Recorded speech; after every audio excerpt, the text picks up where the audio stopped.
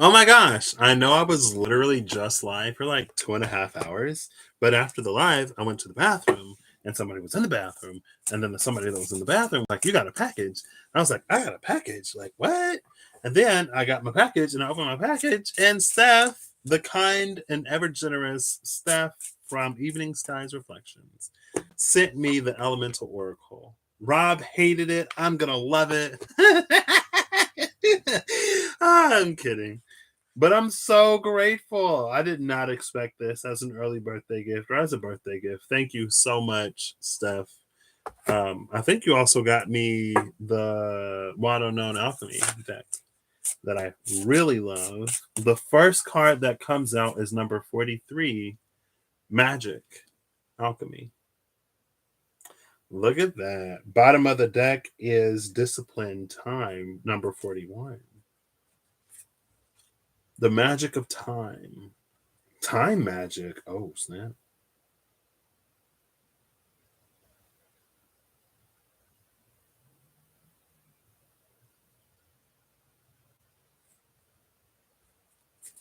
Yeah, I remember how I was like talking about an interesting thing happened. So what, 2 days ago or whatever, it was the solutio, separatio, solution and separation, and I was like, if you have two like gases, um, or liquids or whatever, and you want to separate them, you can either condense one out or you can boil out another one. Well, I applied for a job yesterday, and it's as a chemical engineer, whatever, where my job would probably be to do what I was talking about doing in the video before. So, if that ends up happening, that'll be interesting. But it said, what, magic, science, alchemy? Alchemy, Science, Magic by Stacey DeMarco. And it's like holographic. Ooh. And so when the alchemy magic card came out, I was like, oh, I might be doing science. So we'll see. Anyway, what is the first thing? The first thing besides magic. The first thing that you want to say to the lovely collective. Two cards fell out. Number 11, Comfort Hearth, is at the bottom of the deck. Oh, look at that. I don't think I've seen this card. They're so cute. The two cards that came out are number 39 and 40, Groundedness and Gravity, and then Building with Atoms. So, Gravity and Atoms. Gravity and Atoms is interesting because it feels like an attractive force. Not an attractive force, it feels like the attractive forces that brings atoms together. Atoms being the building block of the molecules that are the building blocks of a lot of things, if not everything in the universe. What's interesting is that the first thing was like a time magic. So first it was time magic. Now it's this energy of the little things that come together to create the big things.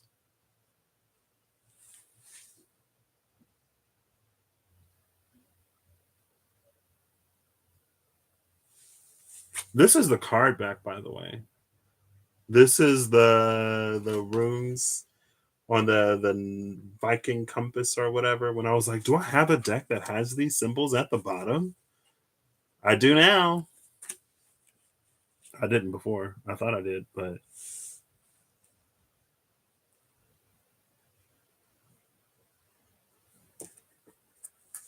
gravity and magic. Explain, please. Expand, expound, explain. I'm back to my little corner. Expand, expound, explain. South. Adventure. Number 2. 4:44 on the clock. 2 is 11, or 11 is a 2.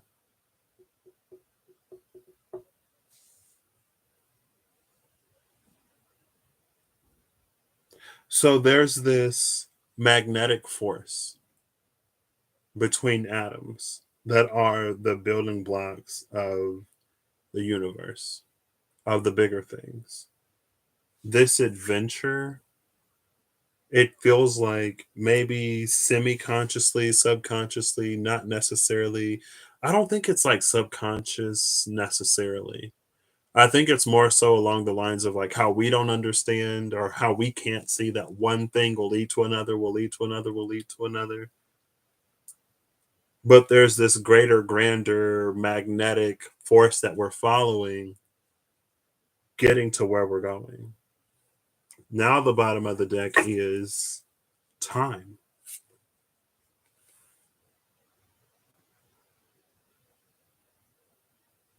In time, we'll find out. In time, we get to know.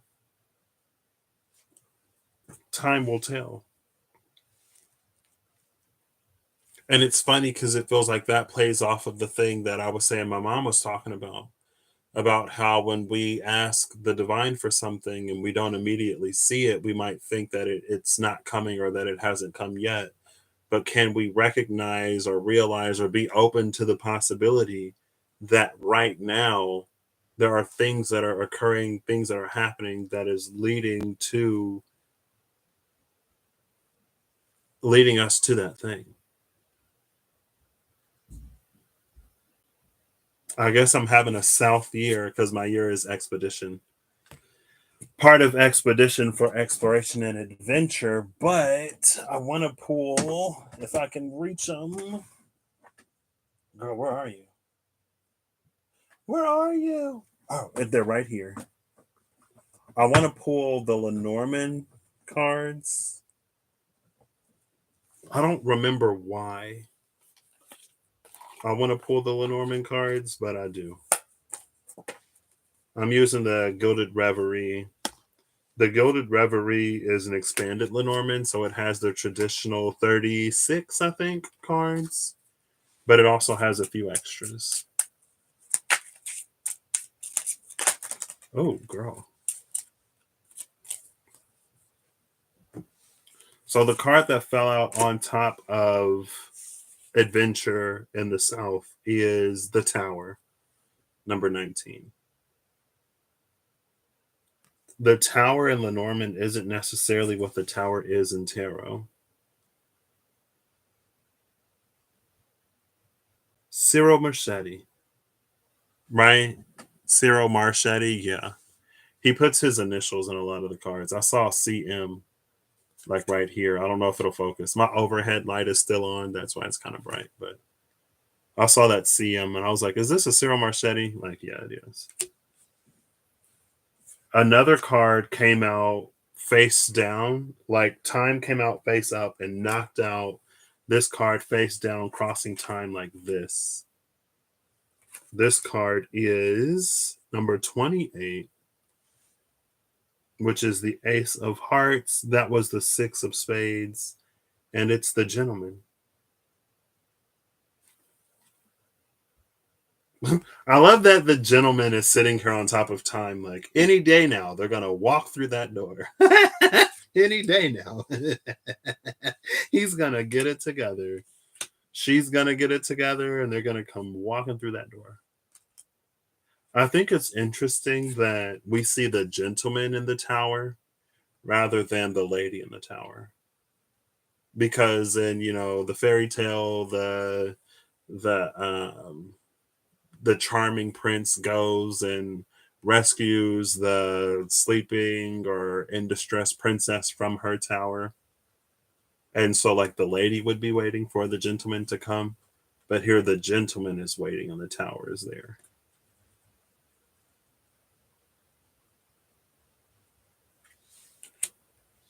If this is an adventure through a tower, in this tower, it's an adventure going up, ascending the tower, rather than an adventure that's like, it's vertical instead of horizontal.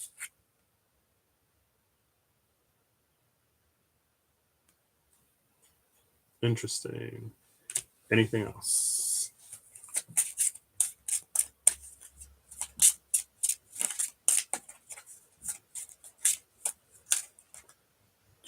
No, that's way too many.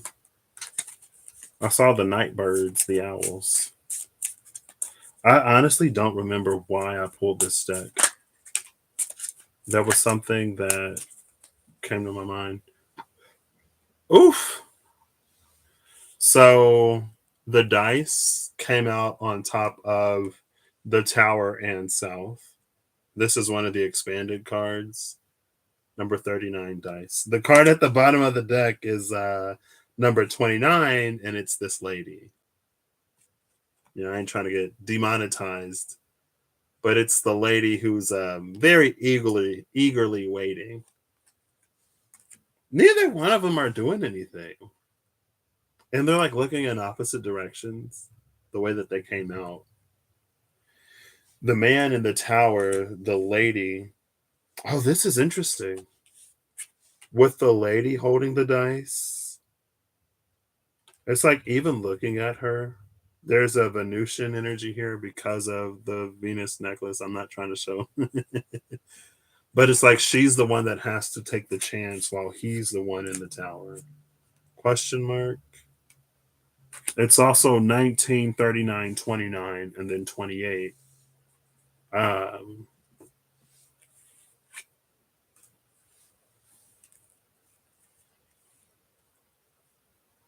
oh, 1, 2, 3, 9. And these three. There we go. Can I?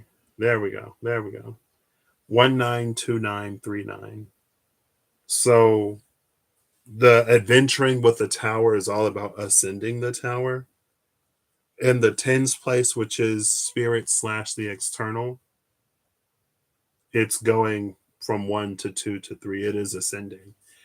I would venture to say that this tens place is more the external rather than the spirit. So it's like the external is rising to meet a completion within self. Like the self is at a 9 this whole time. The reason why I feel led to read it more external versus internal is because I guess with the other way, it's like something in the spiritual, something in the energetic or the subtle is building up, but the self is staying stagnant at the 9. And it doesn't necessarily feel stagnant, even though neither the woman or the man are like moving. And even though time is the card at the bottom of the elemental oracle. Um, but it feels like there's something that the self is holding as the external environment or as things externally begin to change and reflect that. So it'd be like the self that is in the space of a creator or creating.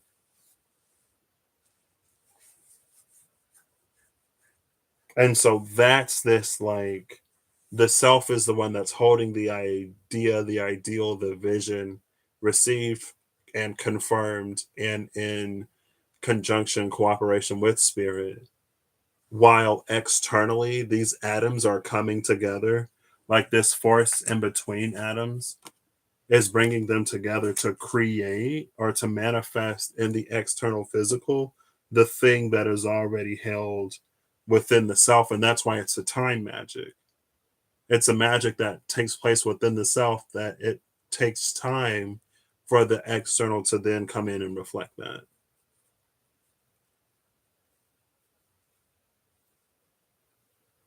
But in the meantime, it's still this like adventuring sort of energy with South. So it's like there are like still things to do.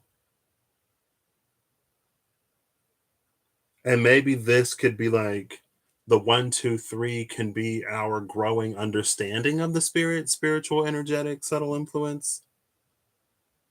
And us seeing more and more how spirit is affirming that which we are holding within. It could be that. And then we have the 28. The 28 is this 8 being the pursuit of a mastery, two being that sort of like duality, I guess. There's like, it feels like there's this both and energy in spirit that we're getting better at accepting or realizing or seeing. It's almost like spirit is like, yes, I will give you this, but it's going to require that. Almost like that. And so I feel like that's another reason why, or from that perspective, it makes it easier to see how, as things are transpiring in our day to day lives and as we are living our lives, going on our journeys, it makes it easier for us to see how we're actually getting closer to the thing. You know what I mean? Rather than like, I don't know why I'm going through this or going through that, or this is happening and I see no correlation. I don't see this getting me where I'm going at all, type of thing. It's almost like it's not just a straightforward linear approach. There are going to be these other things that we do. And it's like with the Six of Swords, Six of Spades energy of the Tower, it's like, as we're rafting down the river of life, there are going to be twists and turns and bends in that body of water. And sometimes we're not going to go the way that looks like it might be easier because, girl, you follow that and then it's a drop off.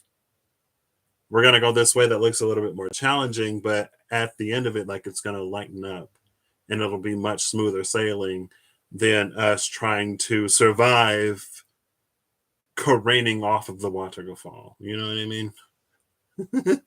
Unless the ship has wings that can fly or built-in parachutes. You know what I mean? It's just how, like, what we perceive of as potentially easier isn't necessarily always so.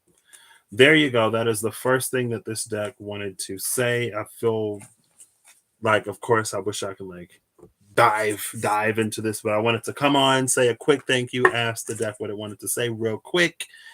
I'm hungry, and there's some other things that I need to do today. But again, thank you, Steph, so much. I'm so excited for this deck. I watched Rob unbox it. I've watched other people use it, but I was like, I want that deck. I appreciate it. Thank you for the birthday gift. It means a lot. All right, final card. Oop. Oh, not you. Trying to slide out the bottom. Final first card. Final first card. Final first card, please. Elemental Oracle. Oop. 2 cards. 3 cards. The bottom of the deck is Bushfire's Fury number 10. I saw this card because I remember seeing the kangaroos. Well, thank you, Holly. Bushfires number 10. What's interesting about bushfires is while the fire is here, it makes me think of, maybe it's because of the kangaroos, it makes me think of bamboo. It makes me think of eucalyptus, I think. It makes me think of those plants that quickly regrow after a fire. It's like it's a natural cleansing cycle. It reminds me of like a stormy season, um, almost like the storm warning in the energy oracle cards, where it's like there are these natural rhythms and cycles that the earth itself goes through. But because it's a natural rhythm and cycle, the earth is also like has these things in place to quickly rebound and to quickly recover.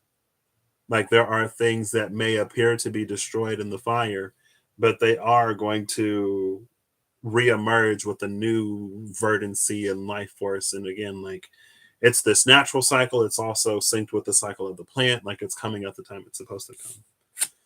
Face down is Joy and Music number 28. So 28 with the Gentleman. The Gentleman was number 28. These 2 cards make me think Aziraphale, Angel of Song, in the Angelarium, and how it talks about the cinder soft earth under her feet.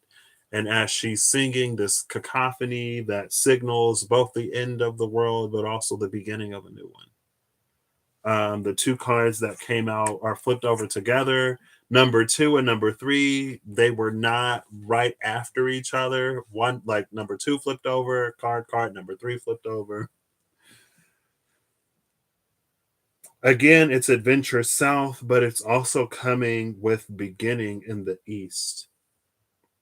South and east, this makes me think of the last time I was live, how the medicine wheel kept coming out, and in the medicine wheel, each direction carries a slew of meanings. So from this adventure, a new beginning. As one door closes and as another opens, as we go from one way of being to the next, and as the world itself is shifting, and there are some things that may look like a dumpster fire. Maybe we feel like our life is kind of a dumpster fire. Maybe not a dumpster fire, but like a wildfire, a bushfire. I think wildfire energy was somewhere recently. I don't remember if I talked about it though. Was it the Knight of Wands with the Eight of Wands or something like it was the Eight of Wands with some card. But anyway, I'm pretty sure it's eucalyptus. I'm pretty sure it's like both bamboo and eucalyptus regrow after fire. Um, but I guess the deck, the last thing that it wants to say is like there can be joy in the midst of these transitions.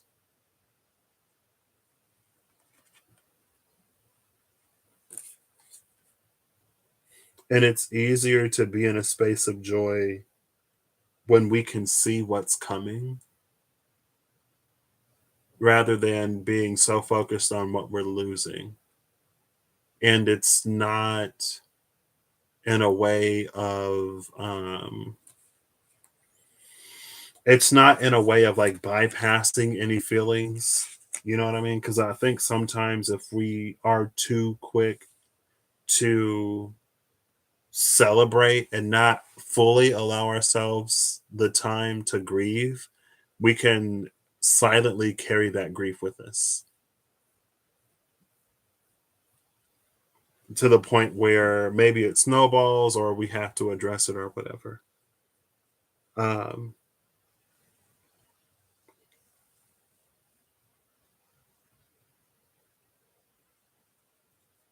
Adventuring to a new beginning. I love that.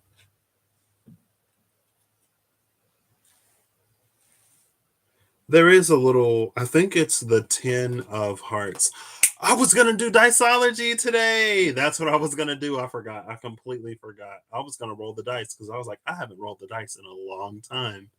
I think it's the 10 of hearts in the diceology cards. And I think it's, I actually wanted to use those recently too. It's a Stargate that leads to fantastic places or something like that. But this is making me think of that Stargate. That's also making me think of one of the Zodiac. I was going to record one of these too. One of the Zodiac rune readings.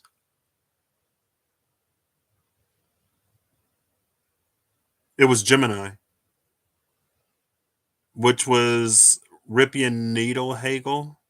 Rippian Needle Hagel. Being less opens the door to be more. It makes me think of that because the thumbnail for that video is a Stargate, I'm pretty sure. It had like Stargate energy. Being less opens the door to being more. Let's see. Content search. No! Search Gemini. I mean, there shouldn't be too many videos. Right? No, it wasn't that one. It was different. The Labyrinth. What? Published July 20th, 2021. I wish I could show y'all this thumbnail. This app can't resize while running. Okay, I'm sorry.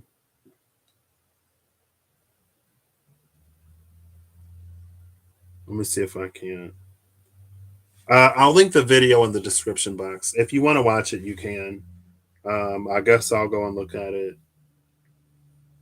I don't remember what it was about. I just remember there was a video that I did, and Gemini got this.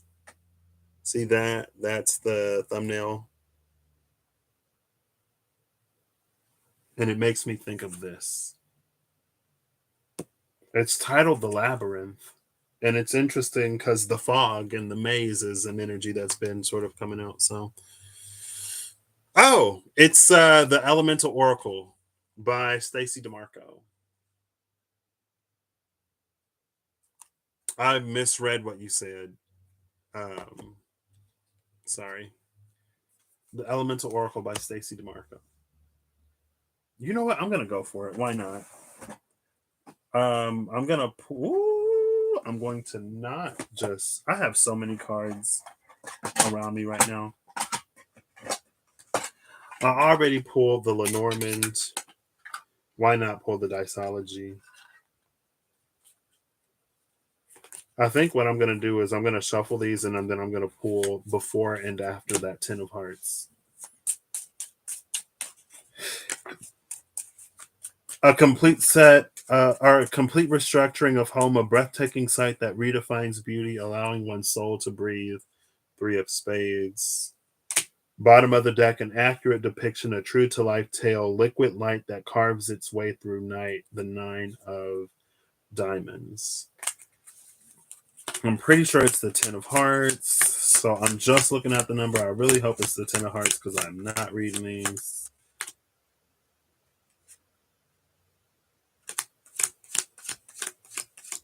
Is it the 9? No.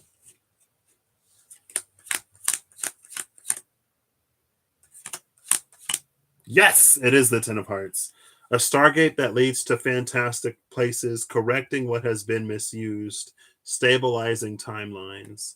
Before it is the internal invited to the external. The internal invited to the external. That's the 192939.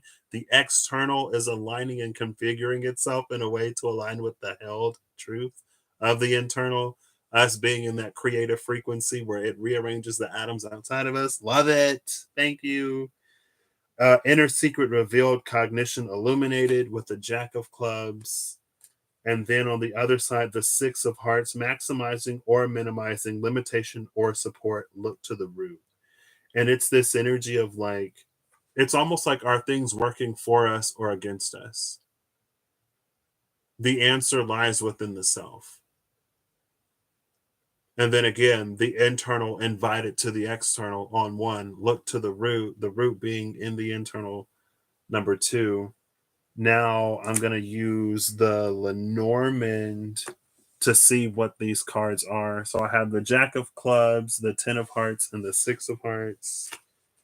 There's the Jack of Spades.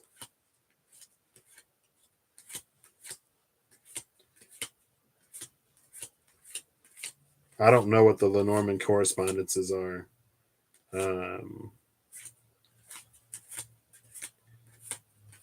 Ten of Hearts is the dog. Oh, the loyal companion. That's the Ten of Hearts.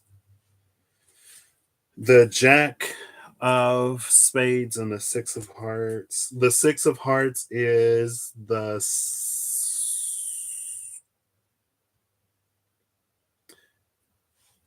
I don't know. I'll have to look this one up. It's this card. And we see the Zodiac Wheel. I'm pretty sure that's not the Sun. And then the Jack of Hearts are the Jack of Spades. There's the Jack of Diamonds. The Jack of Spades is literally going to be the last card. The Jack of Spades is the whip or the rods in the Mirror Truth Lenormand. Where's the book? Is number 16. What is 16?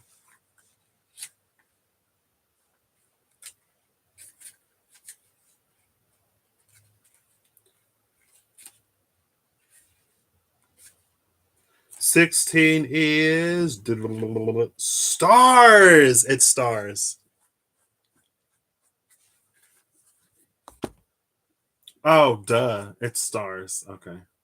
So stars, the dog, and the whip.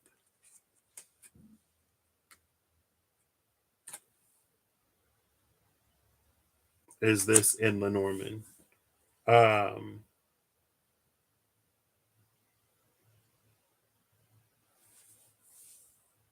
you know what? Let's see. I am no stranger to Google. Sometimes I'm like, you know what? I don't know. Let's see what Google says. So Lenormand, because Lenormands are read in combination. So let's see if we can do stars, dog, whip, and see if they give us a thing for all three.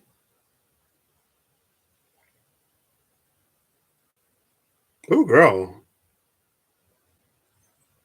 Well, I have star combinations on one, and then I have dog combinations on the other.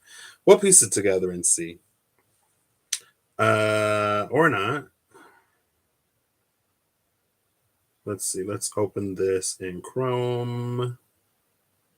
Oh, I gotta scroll. Stars and dog is the wish to be told what to do, the hope that will be appreciated, the hope to find a friend or support, maybe gullible, spiritual disciple, support concerning one's aspirations, to trust someone's loyalty, to believe in friendship, deep connection with a friend, to ask for permission for reaching for the stars, to find meaning in helping others.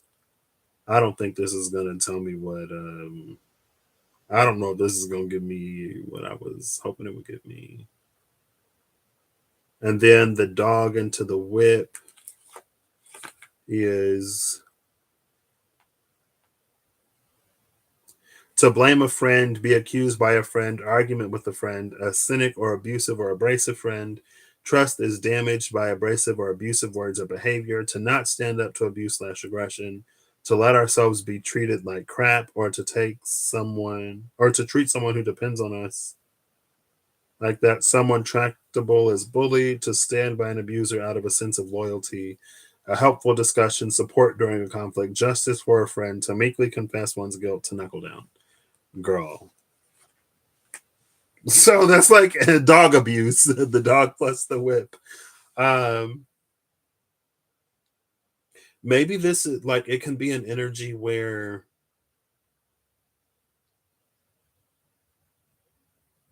because like I feel like there's the energy of like whipping something into shape is here with the whip, but it feels like stars representing like hopes and dreams and stuff like that. Our commitment, it's like our commitment to those things helping us to do the things that we need to do, right? It's like if you want to be an astronaut, so you go to like through the astronaut training, or if you want to be anything that requires some level of commitment. It's desiring the thing that you want enough to do what you need to do. And so it's like it's almost like it doesn't feel like the work doesn't feel as much like work when we know the reason why we're doing it type of energy, or when we see the reason. So maybe that's all a part of the adventuring phase to get to that new beginning, because that was like ascending the tower, right? We're going to have to go up the tower. And so while we're going up the tower, or why it's like the prince doesn't complain about the dragon that it has to face, the moat that it has to cross, all of the things that the prince needs to do to get to that princess stereotypically in the tower, it does gladly because of the princess in the tower. It's like it's not an issue. They're non-issues. They're challenges that are worth facing and overcoming because of the goal that lies at the end of it. And that's this energy here. It's like it is gorgeous, it is amazing, it is going to require things from us. But again, it's things that we don't mind doing. And that's, I feel like maybe that plays on that limitation or support, maximizing or minimizing. Like, are we feeling like beat up, and are we feeling attacked? Or are we feeling like challenged? And are we feeling inspired, but in a way that isn't, necessarily easy? Can we see that these things are actually getting us where we're going and that it's not hard just for the sake of being hard? It's not testing us just for the sake of seeing whether or not we'll do this or that. Like there's something that it's teaching us, there's something that it's all instilling in us to get us where we're going, basically. So there you go. That is that. Again, thank you, Steph. But now I gotta get final message. That's the final message from the Elemental Oracle. The bushfires. The bushfires at the bottom of the deck. We can be in a space of joy when it comes to pursuing those things, or we can see everything happening as this like bushfire. It's literally right here. Thank you. But like know that ultimately it's leading us to this new beginning. And again, I'll link that Gemini video in the description box. After this is live, I already have it pulled up uh, on my phone. So I'll do that. If you want to watch it, I might check it out just because, it came up. So that's this. Let me put these away. I'll read the book on East and see what the book says. East. Beginnings. Worry not, a new dawn is breaking. Let go of the old and embrace the new. Flow forward without heaviness or anxiety. New ways of being are calling to you. Speak up with a clear voice. Do not resist change. Word of power is Oster, ancient Norse for east. In the ancient world, to go east meant to go somewhere new and exotic. East. This was in ambergris.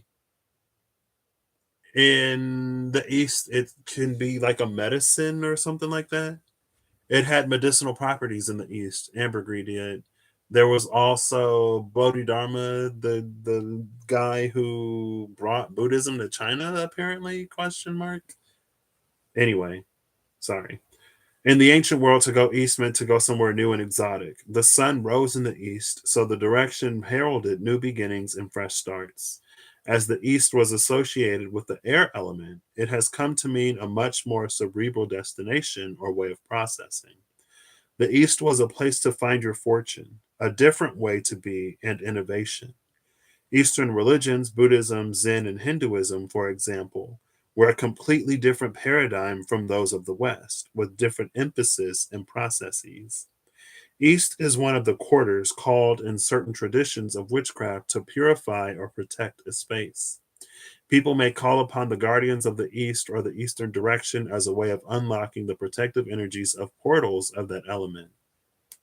So to purify and to protect a space, it's like we're being purified on our way to this protected space. There are certain things that in that space aren't going to fly.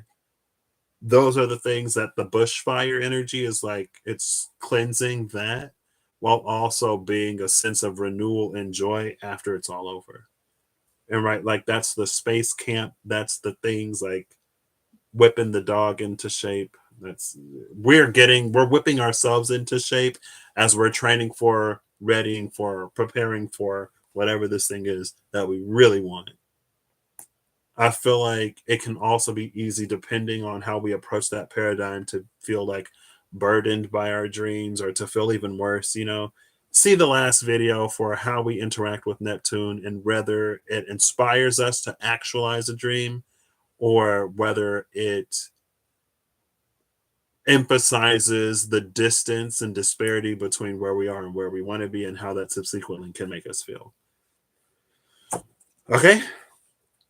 No problem. Hello, Jennifer. I hope you are well. What am I going to eat today? My mom was like, oh, it's so funny that you've been over there. She telling everybody. I'm in my room. I can hear her. Oh, Patrick was over there for 29 days doing all that cooking, and now he comes home and he doesn't want to make anything. I've been away for 21 days. My mama ain't had to cook for me. I'm kidding. I kid. All right, Diceology. What's your final hurrah? What do you want to say to end this?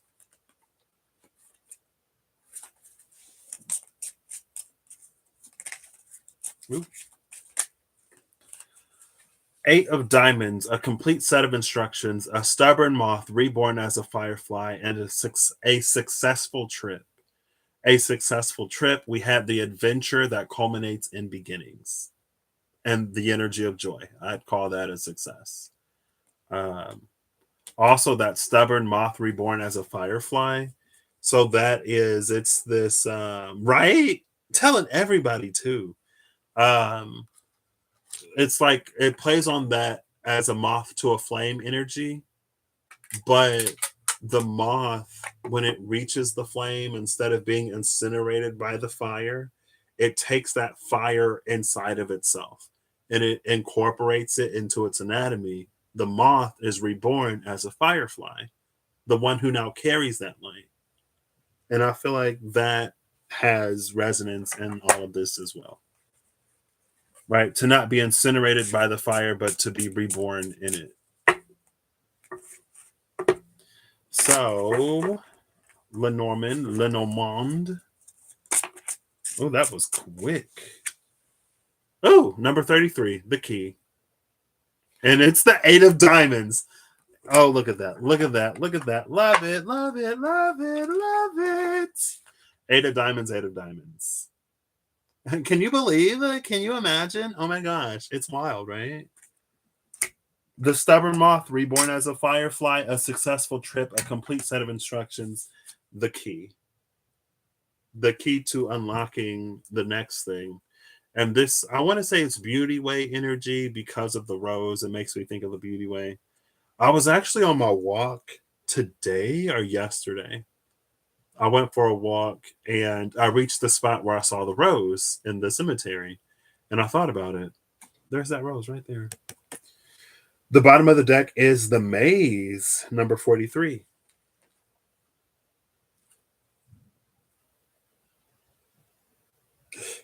What I love is that, like, this is the labyrinth. The title of the gym, it's Gemini, the labyrinth. It's the key to the maze. What? Who's lost? Not all who wander are lost. We also see this 3343. So again, the external is stepping it up. The external is going through this evolution while the self stays the same. But this is a self that is catalytic. Threes are catalytic. So it's something that inspires a change within something else, but it in and of itself is not changed. But it's an integral, like the reason why catalysts are so important, it's because of time magic. Literally, it would take so long and so much would be left up to chance if our anatomy, physiology, if the way that our bodies operated when it comes to like proteins and catalysts and stuff like that, like there are certain reactions that are so unfavorable or so, it's like the dice came out with a woman. It's like it's something that we can't leave up to chance. So we have this catalyst that will take this and it will take that and it will put them in an optimal environment to make that reaction happen. This thing bonds to the catalyst, it bonds this, it brings them together, boom, it releases it. That's why the catalyst isn't changed. But the catalyst does participate in the reaction. It facilitates something. Expedition, it speeds up the process. Expedition and expediting the thing with that catalytic energy. Also, expedition in the sense of adventuring. Expedition is my word for 2023. Anyway, but that's like a catalytic energy. It's not like this passive, uninvolved thing. It quickens, it inspires, it motivates, it emboldens something to happen. something that is very natural to occur and happen, but it's like either there'd be too much distance or it'd be so like there are so many other things like this is easily distracted. We're cutting out the distraction, cutting out the noise. You see what you need to do? Great. You see what you need to do? Great. I'm going to put you in a room. I'm going to go do my thing, mind my business. Y'all can do whatever y'all want to do or not do, and then, we'll reconvene. Anyway, I hope you all have an amazing whenever you see this. I hope you're acting in alignment to make all that you wish to experience your reality. Thank you again for the gift, Steph. Love it. I'm sure I'm going to love it even more. I was so excited. I'm pretty sure you also got me the Wild Unknown Alchemy. So, again, I appreciate it so much, so much, so much. Thank you for the birthday gift. And I will catch the rest of you, who knows when, because I didn't expect to be back already. Yet here I was, here I am. And there I go.